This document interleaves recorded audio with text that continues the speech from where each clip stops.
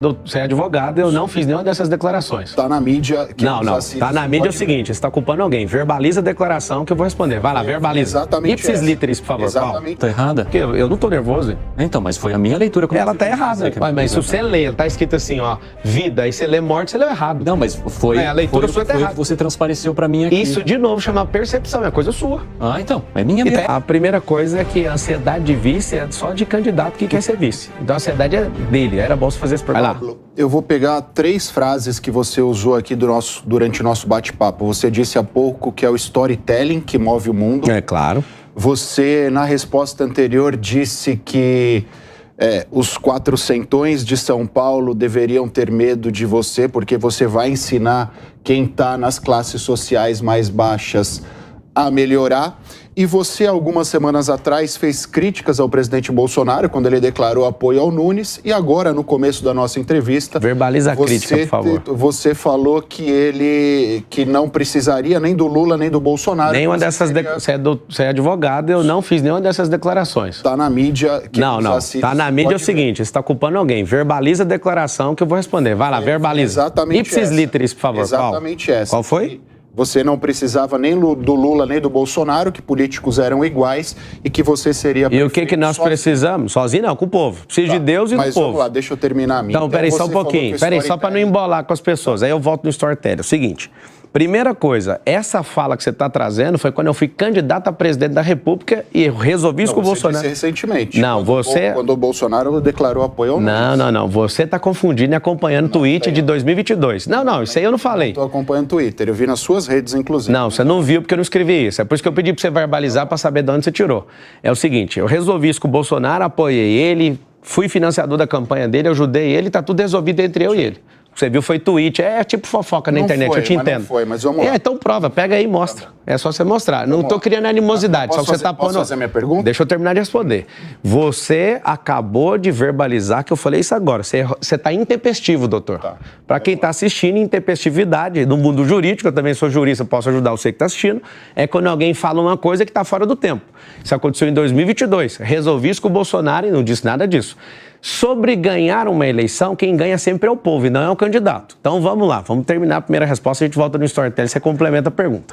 O que nós precisamos entender é muito simples. Quem ganha é o povo. 63% das pessoas declaram aqui na cidade de São Paulo que não vão seguir orientação de padrinho político. Se essa pesquisa estiver certa, eu estou certo. Então é o seguinte, o Bolsonaro, ele não tem essa paixão e nem o movimento bolsonarista tem essa paixão com o Nunes. Isso é amarração eleitoral municipal, que é a mais perigosa de todas. Gente que é de direita apoia PT em alguns lugares no Nordeste por conta de conveniência e a gente entende. Agora, de quem que eu preciso? Eu preciso do povo. Muito simples. A Kramer acabou de falar, você tinha uma expectativa. Não, é ela que tinha expectativa e ela que fez essa pergunta. Eu não tinha essa expectativa. Não falei isso pro Bolsonaro e não falei isso para ninguém. Fui lá, peguei alguns conselhos dele, 3 conselhos, ele me deu 3, eu já executei 1 e estou terminando de executar o 2. E se der certo eu executar o 3º, a gente vai vencer a eleição.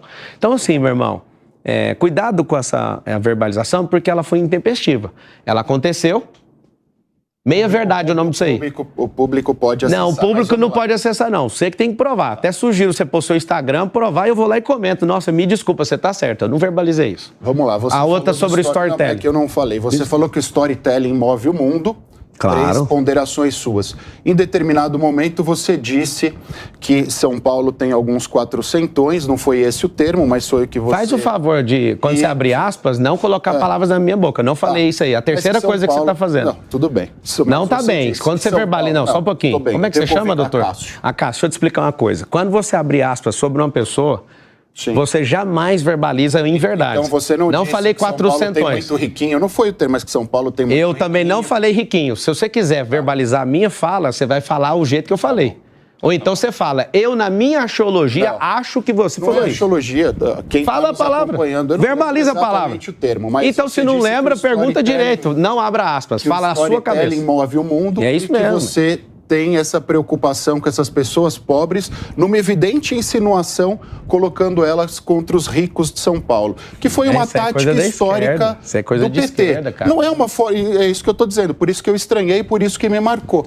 Agora sim. Foi historicamente uma tática. Agora sim, você está falando, da sua impressão emocional. Deixa eu terminar. Calma, deixa ele concluir, senão vocês vão ficar discutindo. Não e as é pessoas usar que nos ouvem pela rádio não conseguem compreender. Não é usar o storytelling para cravar uma bandeira contra ideais, eventualmente, aos quais você é contrário? Vamos lá, então. Agora é porque assim, a gente ia criar uma animosidade porque você abriu aspas e inventou palavras que eu não falei. E rapidamente, eu acho que você está mencionando a entrevista que ele deu no dia 6 de junho para o UOL, porque lá na entrevista eu não falei que você essas palavras, UOL, quatrocentões, ele está inventando. Não, estou falando de agora. Não, os quatrocentões você mencionou agora. Vamos lá, então. Nessa entrevista você mencionou o seguinte: não fui buscar apoio do Bolsonaro, não pedi nada a ele. Mesmo, eu falei isso aqui hoje. Conheço o capitão e ele não gosta que as pessoas lhe peçam nada. Ele é um cara que tem repulsa a isso. Não fui lá fazer nenhum pedido, saí de lá com a cabeça erguida. Almocei com ele, passamos umas 2 horas juntos. Eu nunca jamais fui lá para lhe pedir apoio. 0. Não fui pedir medalha. Foi ele quem me deu e fiquei muito honrado. Fui pedir conselho. É essa entrevista que você está mencionando, Acácio? Não, mas foi concedida no dia 6 de junho de 2024. É diferente, que é no segundo turno, caso vocês, né? Não fui atrás do apoio do Bolsonaro. A linha ideológica dele é contraditória do Nunes, que tem o partido amarrado com o PT. É isso. Ou seja, o que você leu não é o que ele falou. Essas foram as aspas, mas... mas o que você está falando é outra coisa e ele estava trazendo outra. Assim, vamos de forma republicana baixar aqui a energia. Só peço para todas as vezes que você direcionar a palavra abrindo aspas com o meu nome, não inventar coisas. Só isso. Eu usei um termo, não exatamente o termo seu. Mas você fez a ponderação nesse sentido. Por 3 vezes você fez isso. Mas vamos continuar o debate sobre o storytelling. Como que eu vou ficar contra os ricos se eu sou super rico? Super rico, para quem está assistindo, é a configuração de pessoas que têm mais de 30 milhões de dólares de patrimônio. Como que eu estou dizendo isso? Agora, vamos ensinar matematicamente que 86% de todos os herdeiros vão queimar a fortuna dos seus pais. E se você me assistir, eu não tenho problema nenhum. Você vai ver eu sempre falando isso. Agora, governar para rico, rico não precisa de governo. O rico, ele precisa que ninguém atrapalhe ele. Eu deixei isso claro aqui, doutor. Falei mais cedo. Agora, o que nós temos que fazer com nossa disposição política e máquina pública? Abençoar o pobre. Promover o pobre. Para quê? Para ele deixar de ser alguém que fica sendo enganado o tempo inteiro por políticos. É só isso. Não tem nada de colocar rico contra pobre. Isso é coisa da esquerda, ficar com essa bandeira. Doutor, você fez a pergunta, estou respondendo para o senhor. Eu não estou com essa bandeira. Mas às vezes você está me dando a oportunidade de tirar isso da cabeça de alguém. Eu não tenho essa bandeira. Quem divide o país é quem ideologicamente quer diminuir a potência da nação. Nós temos que abençoar o rico para ele continuar prosperando e ele falar assim, toma aqui mais emprego, para dar a chance para as pessoas terem acesso a isso e falar, deixa que eu resolvo. Eu também vou gerar emprego e fazer a maior escalada social que a gente já assistiu na história. Então é muito simples, de todo o meu coração. Eu quero que você que está assistindo entenda. Nós não podemos colocar ninguém contra o outro, nós somos um só povo. Estava lá no CEPAC, o tanto de gente do Sul me agarrando, obrigado pelo que você fez no Sul. Não fiz sozinho. Mais de 2.000 pessoas estão nesse movimento que eu encabecei. Mas lembra de uma coisa, nós somos um só povo. Mas você parou lá em São Paulo. Mas a gente tinha que ter parado lá no Panamá, se você for brasileiro, e ajudar lá onde precisar. Então a grande verdade é que eu não sou a favor disso. Agora, o mundo sim é movido a storytelling. O Lula saiu da cadeia com storytelling, tirou o mandato do Deltan com storytelling, quase conseguiu tirar, se não tivesse um grupo forte político, o Moro, se não tivesse um grupo igual a União, ele tinha perdido o mandato dele de senador. O storytelling move o mundo. Vocês que assistem novela, vocês não estão assistindo novela. Aquilo ali é para vender roupa e aquilo ali é para fazer propaganda. A maioria dos jornais também vende propaganda. A concessão pública brasileira, ela obriga 2 horas de transmissão de telejornal, de todo mundo tem canal de televisão. Você acha que o jornal dá dinheiro? Dá dinheiro vendendo o quê? A propaganda. Então tem que vincular essa propaganda com a notícia. Então a gente não está no país das maravilhas, a gente tem que aprender a ler, e eu queria que o povo todinho soubesse disso. Se você soubesse, você não vai emocionar com esse romancismo que tem aí do PT e companhia e pessoal que quer ferrar esse país inteiro. Marçal, recentemente houve uma reportagem da revista Veja falando um pouquinho sobre os processos que as suas empresas têm. São várias empresas que renderam dezenas de processos, se não me engano, cerca de 100 processos. Alguns estão sob sigilo, outros dão conta de processos trabalhistas e etc. Como é que você recebe ou avalia a quantidade de processos que você tem hoje? 98% dos processos, principalmente trabalhistas, no mundo inteiro, está num país chamado Brasil. Deve ser por isso que grandes companhias foram embora e a gente está sem os empregos hoje. Agora, se você Mas você diz que eles não têm razão de existir? Não, eu quero saber por que tem 197 países, 7 bilhões de pessoas e, numericamente, por que 98% dos processos estão no nosso país. Tem alguma coisa errada aqui. Fazem de tudo para as empresas não estarem aqui. Quem vai perder é o povo. Mas tudo bem. A maior parte dos meus processos são consumidor. Eu tenho publicado 61 livros. Às vezes o livro não chega, tem um extravio, a pessoa vai lá e processa, eu vou lá e indenizo, entrego mais do que ela pediu. Se você fizer a pesquisa direitinho, porque você ficou só na headline, é interessante essa headline. Você imagina um grupo multibilionário só com 100 processos. Geralmente quem tem um grupo do meu tamanho, né, no tamanho, a envergadura das nossas companhias, tem 5 mil. Uhum. A gente tem muito pouco processo porque a gente não... Você acha que interfere a forma como eu te fiz a pergunta? Não. Não? Eu só estou te falando que se você perceber... Eu posso perceber, mas isso interfere como eu te fiz a pergunta? O que isso muda? Não, a forma como eu te fiz a pergunta interferiu? Não, porque você pediu para se eu checar todos os processos direitinho, isso interfere? Não, é porque se você for checar, você vai ver que é da defesa do consumidor. Ah, sim. Não é que interfere. Você falou que eu vi só o headline. Não, mas é porque... Não, mas eu estou te perguntando, esse espaço aqui é para isso também. E eu estou te respondendo. É por isso que eu não trouxe uma tese antes. Você tem tantos processos X e assado. Não, eu estou perguntando para você. E eu estou respondendo. De onde são esses processos e por quê? Eu quero ouvir a tua resposta aqui. Eu não quero ouvir a sua resposta baseada em outras publicações. Não, mas o que eu for responder é a minha resposta. Exatamente, por isso que eu estou te perguntando. E eu estou te respondendo. Por favor. Não faltou a resposta, já está respondido. Não, exatamente. Mas por que você pede para eu ler headline, então? Não, eu não falei para você... Não pedi, não. Eu falei que você só leu até aí. Não, tudo bem. Posso ter lido ou não, mas isso não interessa. Eu estou te perguntando por que eles eu não sei por que você está... Não sei por que você está preocupado, mas eu já respondi. Não estou preocupado, não. E o que eu respondi, então? Não, eu estou te perguntando por que eles existem. São processos de consumidores, existem processos trabalhistas, mas eu quero saber um pouco mais. Por que alguns processos, por exemplo, ocorrem sob sigilo e por que são... Tem que perguntar para o juiz. E por que são tantos processos? Tantos? Um grupo multibilionário ter 100 processos, pergunta para os advogados aqui se isso não é um milagre. No Brasil, isso é um milagre. O que foi, Nelson? Já que estamos no assunto do processo... Acho sobre o que você perguntou sobre a questão do sigilo, se você quiser falar com o corpo jurídico, pode ficar à vontade, dou acesso, mas tem que perguntar para o juiz, é ele que coloca isso. É porque viralizou esses dias, Pablo, uma questão envolvendo seus processos e não aqueles que você responde. Mas você falou aqui, inclusive na Jovem Pan, no Pânico, que você nunca processou alguém. Até aquela data não tinha processado, o único processo era público, que era por conta da candidatura de presidente. Então, aí começaram a aparecer pessoas pesquisando processos que você seria o autor e estavam até te cobrando judicialmente. Você quer esclarecer? Como é que Quero esclarecer, você esqueceu? Já veiculou, não esqueci, já respondi, inclusive, você ouviu ou não? Você falando sobre os processos que você respondeu na resposta anterior. Não, acabei de responder, porque você não prestou atenção, vou repetir. Então só para ficar claro. Então vai lá. Quando eu te perguntei, você respondeu, no meio da minha pergunta, que até aquele dia você nunca havia processado alguém. Sim. Posteriormente... não sei se nos dias seguintes, alguém entrou com uma ação judicial contra você, demonstrando que antes do início do programa, do dia que você esteve aqui no Pânico, você já tinha processado anteriormente. Ou seja, o cara juntou e você fez uma nota pública tentando esclarecer. Não tentei, não. Eu consegui. Eu dei a clareza da nota porque muitas pessoas vão se aproveitar disso. A gente está no Brasil. Simples. Os processos que aconteceram até aquela data são de natureza pública, ou seja, era para poder ir no debate da Band, era contra a Rede Globo de televisão, porque me tirou de uma sabatina. Não processei ninguém, é um processo público, é em favor do povo, até aquela data. Como eu percebi uma manobra de algumas pessoas tentando tirar proveito, e várias, das 100 ações, desconta 20, se você quiser saber. Você desconta 20, é ação de pessoas que estão se aproveitando dessa fala. Cobrando milhões, não é isso? Pode fazer à vontade. Tá muito simples. Peraí, deixa ele terminar. O que eu fiz foi, eu não tinha processado até aquela data. Só que agora, depois do Rio Grande do Sul, eu decidi que eu vou processar todo mundo e todo o dinheiro eu vou enviar para o Rio Grande do Sul para reconstruir aquele lugar. Agora, nós estamos num país onde as pessoas não gostam de produzir por si mesmas. Elas querem tirar proveito de alguém. Então, realmente teve, e as ações todas estão caindo, porque as pessoas bonitinhas, elas têm um dinheiro, vai lá e ainda mente no judiciário, e eu estou caçando todas, ela vai lá e pede assistência gratuita do judiciário para cobrar uma aposta, que eu nem fiz com elas. Eu fiz um desafio e a pesquisa, de novo, está muito nítida. Todos os processos até aquela data eram sobre questões públicas, minha candidatura, que inclusive o CNPJ é da campanha eleitoral. Não é meu. Eu realmente, até aquela data, não tinha feito, nem movido nenhum processo contra ninguém.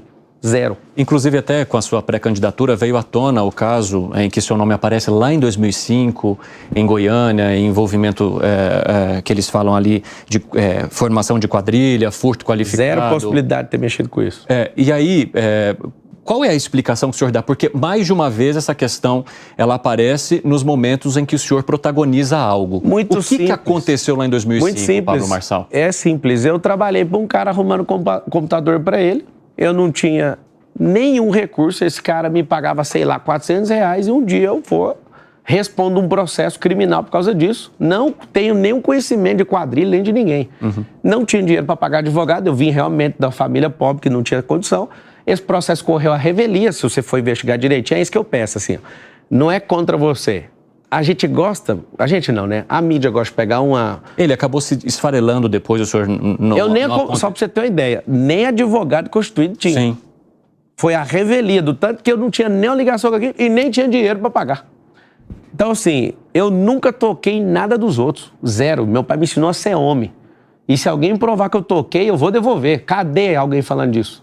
Então, esse processo realmente aconteceu. Sim. Eu fui processado por 13 anos. Isso foi muito dolorido para mim. Eu odeio injustiça. Esse negócio mexeu tanto comigo, assim, que se eu ver uma pessoa praticando injustiça, eu vou para cima. Então, realmente aconteceu. Eu trabalhei, fui inocente em trabalhar para uma pessoa que eu não sabia o que ela fazia. Simples. Monteiro, você tem alguma questão? Não, eu queria esclarecer esse ponto também, porque assim, Marçal, tem um ponto interessante que é o seguinte. Você é um empresário bem-sucedido, né? Você falou aqui várias vezes das suas empresas, o que você já ganhou, e entrou na política. Então é normal que daqui para frente vão fazer o escrutínio na sua vida. Põe para fuder. Vão abrir a sua vida, vão começar a buscar processo aonde tem, aonde não tem. E eu queria saber de você o seguinte, existe algo que ainda não surgiu e deve surgir? Existe alguma coisa que você quer mostrar para as pessoas aqui agora, nesse momento aqui? Cara, eu já medi exatamente a fundura do lugar que eu tô entrando.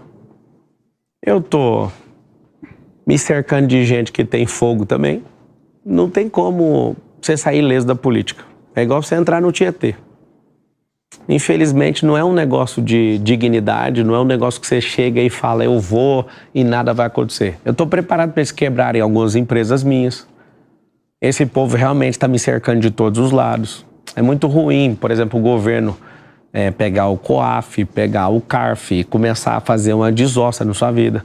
É muito ruim eu não pegar nenhum real de dinheiro público e ir lá fazer doações do meu próprio dinheiro e um dia acordar, né, para a campanha eleitoral de 2022. Não pedir dinheiro para ninguém, cara. Não peguei um real de dinheiro público. Você está falando sobre a investigação da Polícia Federal, lá da campanha, da doação de campanha. É porque as pessoas vão ver alguém que é correto no que faz e vão... Isso é uma técnica chamada phishing.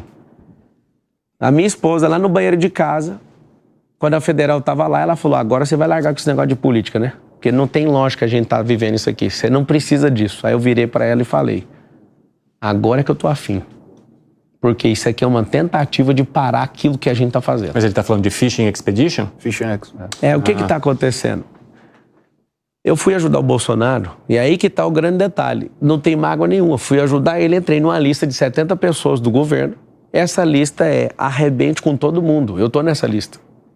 E eles mandaram lá para ver, não acharam nada. Os policiais, mas cadê os documentos? Pelo amor de Deus, nós estamos na era digital. Cata os computadores e vão ver. Não acharam nada. E não vão achar nada, porque a única coisa que tem na operação é eu doei o dinheiro para minha campanha e ao invés de pegar um táxi aéreo... Para a tua? Sim, para mim, é meu dinheiro, meu. Todo dia um repórter pergunta, quem está pagando o combustível do seu helicóptero? Ele é movido a energia solar, caralho. Não pode. Então esse povo fica o dia inteiro. É uma sede por dinheiro público, você não pode pôr seu dinheiro. Aí o que aconteceu? Ao invés de eu pagar 30 mil reais a hora de um helicóptero, eu já tenho minhas aeronaves. Eu fui lá e paguei a minha, fiz certinho, conforme a lei. Eu sou jurista, não sou bobo. Só que aí vamos fazer o seguinte, a opinião pública importa. Então vamos soltar isso aqui. Cara, quando você for perceber, eu sou uma das pessoas mais injustiçadas, mas eu não peço ajuda pra ninguém. Para ser político no Brasil, você tem que tomar Gardenal ou fazer o método IP, que é um treinamento de inteligência emocional que vai acontecer dia 23 e 24 de julho, que você pode aguentar a pressão. Até o curso ele está vendendo aqui. Marçal... Como é que você faz para fazer política sem usar o dinheiro público? Mas, Marçal, você se importa de ser tão questionado assim? Cara, não. Porque em alguns momentos eu vejo que você nervoso, aparenta nervosismo, aflição por ser questionado. Mas isso é uma leitura sua. Não é? Eu acabei de fazer, sim. Acabei de fazer. E você pode dizer que está errado ou não. Foi uma leitura que a gente fez aqui agora. Mas eu quero saber de você se ao assumir ou ter a possibilidade de assumir um cargo público que vai te fazer ser muito questionado o tempo todo, destroçado o tempo todo, se isso te parece ruim, se isso te incomoda. Posso aproveitar? Pode. Posso aproveitar a deixa dele aí? Até porque nós temos em São Paulo um Tribunal de Contas do município e os últimos 4 prefeitos entraram de alguma forma em conflito com o tribunal, eventuais ações do tribunal que eles discordavam. Então os prefeitos de São Paulo historicamente estão sujeitos a uma cobrança maior que outros prefeitos de cidades menores, né? Só para complementar o que ele ponderou. Então tem as questões judiciais e eu também te faço a pergunta sobre a questão de ser questionado por jornalista, pela imprensa, em sabatinas, em debates. De que maneira que você pretende enfrentar isso? Com paciência. Paciência é uma coisa, é uma virtude, né? Então, se a pessoa, por exemplo, abrir aspas e falar que eu falei, você vai ver isso aqui o tempo inteiro. Aí, isso é um processo de education também. Você vai fazendo, a imprensa vai entender o jeito que você joga. Se quiser levar na canela, está disponível. Todo dia vai acordar e vai tomar uma. Quando você fez a leitura errada sobre eu fico nervoso, não. Isso são coisas que deixam as pessoas nervosas. Por que minha leitura está errada? Porque eu não estou nervoso. Então, mas foi a minha leitura. Ela está errada. Mas se você lê, ela está escrito assim, ó, vida, e você lê morte, você leu errado. Não, mas foi a leitura sua está errada. Foi o que você transpareceu para mim aqui. Isso, de novo, chama percepção, é coisa sua. Então, é minha mesmo. E está errado, aí. Então, tudo bem, mas é minha. Mas está errado. Eu tô te falando, foi a minha percepção e eu quero... E você precisa aceitar quando a pessoa falar que você está errado. E eu quero saber como é que você pretende lidar com esses questionamentos. Do mesmo jeito que a gente está conversando aqui, vai ter diálogo. Eu não vou fazer igual esquerdista que você está jogando xadrez, parece que você está jogando com pombo, ele não dá conta de mover mais, ele bate a cauda que ele é o próprio pombo, caga no tabuleiro e vai embora. Eu vou ficar até o fim. Eu tenho paciência, eu aguento pressão, eu vou provar para vocês que eu sou preparado para suportar isso aqui. Vai ter gente que vai jogar contra o tempo inteiro. Você parece ser um cara agradabilíssimo. Imagina eu pegando um cara que está lá na Folha de São Paulo, no UOL, que é esquerdista daqueles enviado não sei de onde, ele vai querer arrancar até o meu fêmur. Ou seja, eu vou ter paciência com ele também. Porque eu sei que a gente está contaminado. O quarto poder da República, que é a mídia, está controlando o país. Precisa ser do jeito que foi com o Bolsonaro? Eu acho que o Bolsonaro pecou no excesso ali. Tem que ter um pouco mais de paciência. Você vai ter essa paciência da minha parte e você também tem que ter paciência comigo. Eu estou saindo do meu campo da vida privada que eu mando na minha vida e agora eu não vou poder falar tudo. Isso para mim é das piores coisas que existe.